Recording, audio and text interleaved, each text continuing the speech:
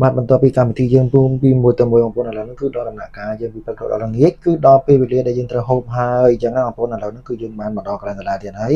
ដល់ពេលថ្ងៃយើងនឹងសម្រាប់បានបន្តិចបន្ទាប់ពីយើងសម្រាប់ទៅក៏តុបតែងខ្លួនរៀងៗខ្លួនអញ្ចឹងណាម្នាក់ៗក៏រៀបចំខ្លួនឲ្យស្អាតបានហើយ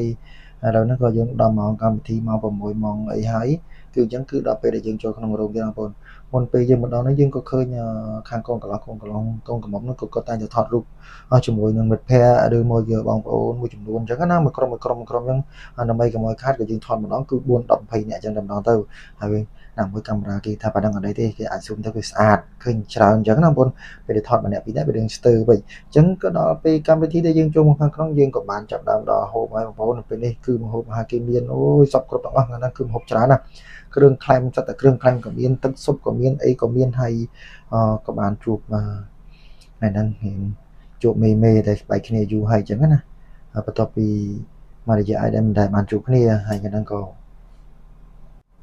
មានកម្មវិធីទៅបានជួបបងប្អូនហើយថ្ងៃហ្នឹងក៏នេះមកប្រកួតបងប្អូនថាទឹកស៊ុបគេក៏មានពងសត្វអីលេចកាត់ហើយថ្ងៃហ្នឹងក៏យើងក៏ថតរូបជុំគ្នាបន្តិចបងប្អូនថាបែកគ្នាយូរសត្វតែមេហើយហ្នឹងហើយសុខសប្បាយដល់គ្នាហើយបែកយូរហើយ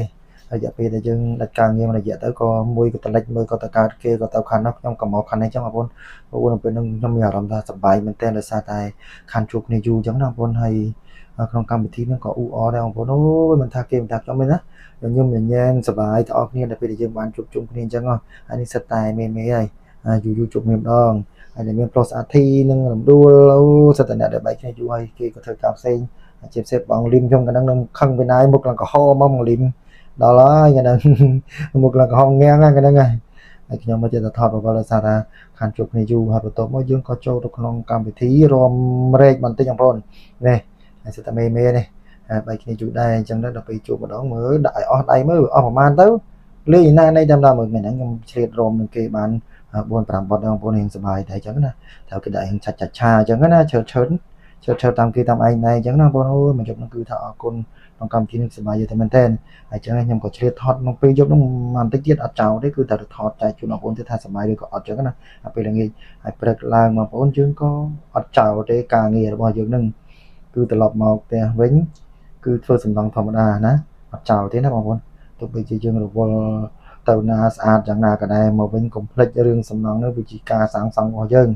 ហើយពេលហ្នឹងយើងក៏ត្រូវតែមកបិទការ៉ូបិទអីបង្ហាញទៀតណាបងចាំបាច់ម្ចាស់គេរៀងប្រញាប់ជាមួយនឹងការ៉ូបងប្អូនអញ្ចឹងយើងត្រូវបន្តការងារឲ្យគេរហូតអត់ចោលបានទេគ្រាន់តែព្រលឹមឡើងម្ដងហ្នឹងគឺទាញហើយ